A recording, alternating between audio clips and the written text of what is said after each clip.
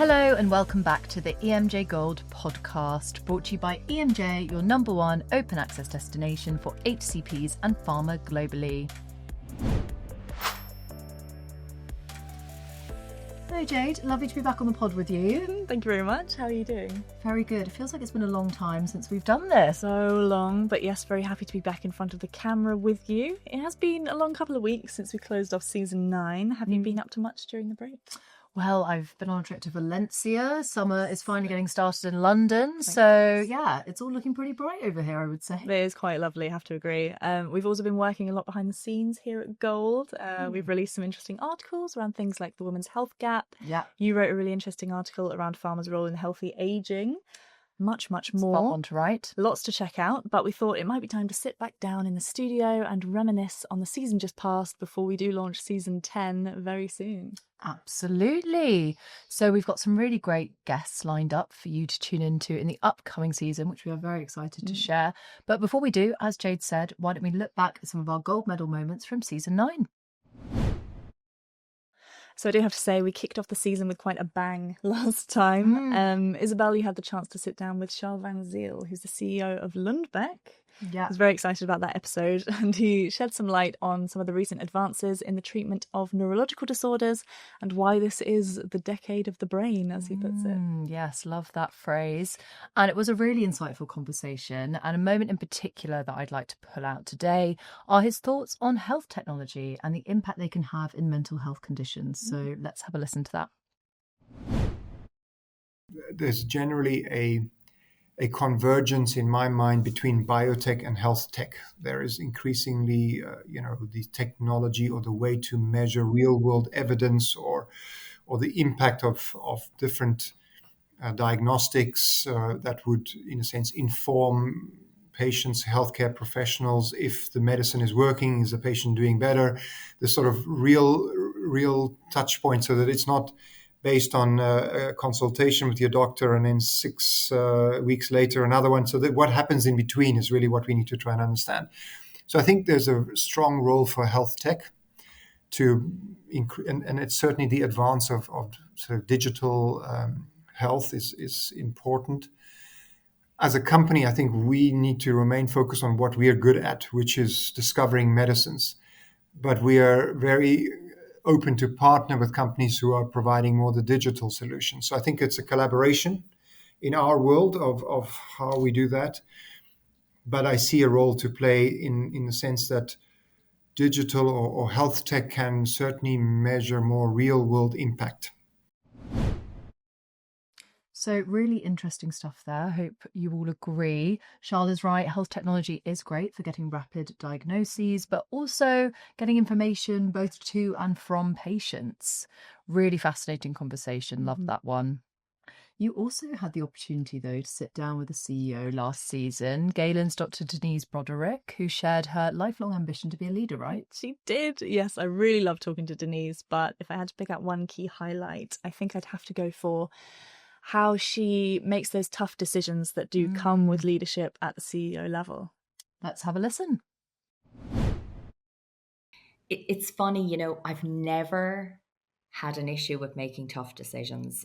It's never been a problem for me once I go through my own process. So if I step my own process and then talk to you about the wider situation, the first thing I always ask myself is it good for the business? And then, out of that, it has to be a hard yes, and once it's a hard yes, then I think you can cope with anything.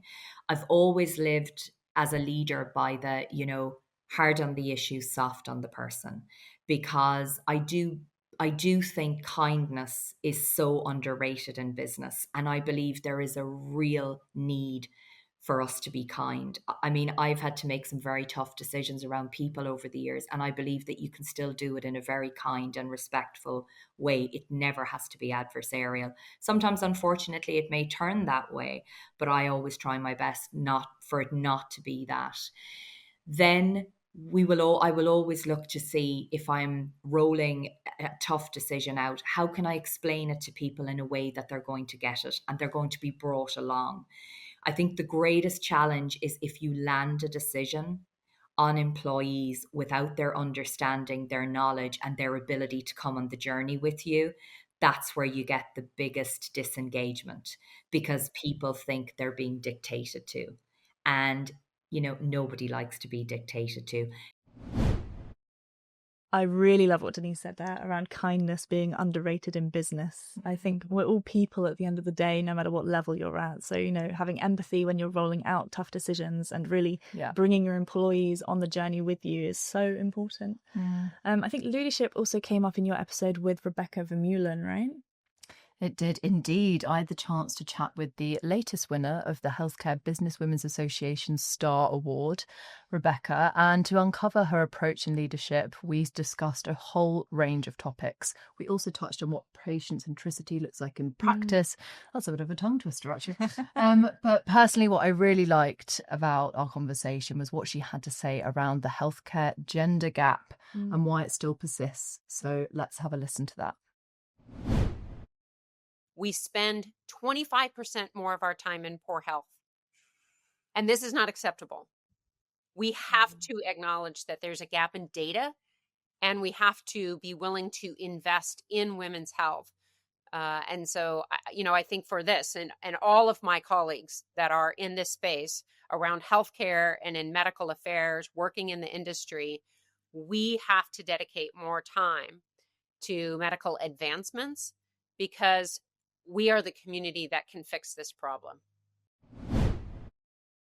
So every time I hear that statistic, I am shocked and saddened. We live in 25% poorer health than men. That is a really tough one to hear, but I really liked what Rebecca was talking about whether, we can focus more research and resources and the hope there could be for this area of health. Really promising. And something I think you touched on with your guest as well. I did, yeah. I spoke to Boehringer's Christoph von Der Goltz around some of the setbacks that can come during pharma R&D, and in particular, I really enjoyed what he had to say around whether to, pivot or persist when it comes to a drug candidate ultimately failing. Let's have a listen. Let's do it. That's a difficult question for us, obviously, to take this decision, because there has been a lot of investment, not only of money, but also time of the patients, time of the investigators, and also development from preclinical development to the actual drug tested in patient is 10 plus years.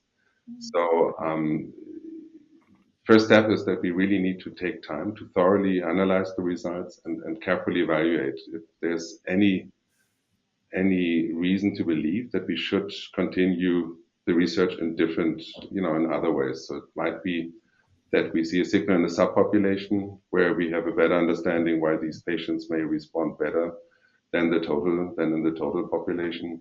But very often we also have to decide that our research efforts are better placed elsewhere. So it's really for us to be important to stay on the ultimate goal. This is to address from a patient perspective what can really address their unmet needs, and if we see the treatment may help a little but is not strong enough to continue, then we have to stop development. That's a very disappointing and big event, not only for us but also for the patients. I do think no matter the sector you work in pharma, the ultimate goal is always helping patients. It's really noble, and I do think it's really encouraging to hear that, despite those setbacks to morale that a failed candidate can bring, researchers are still keeping patients at the forefront of their minds, even in those, saddening times. Yeah, absolutely. Pharma is clearly a very rewarding sector to work in, no matter what function you are in. And I think it came through with all the interviews with our guests last season. So it was really great to reflect on that. And I'm very much looking forward to the next one. Same here. We will be back with season 10 very soon. So make sure you subscribe. Keep your eyes peeled for when the first episode drops. Perfect. Well, until then, it's bye from us. See you.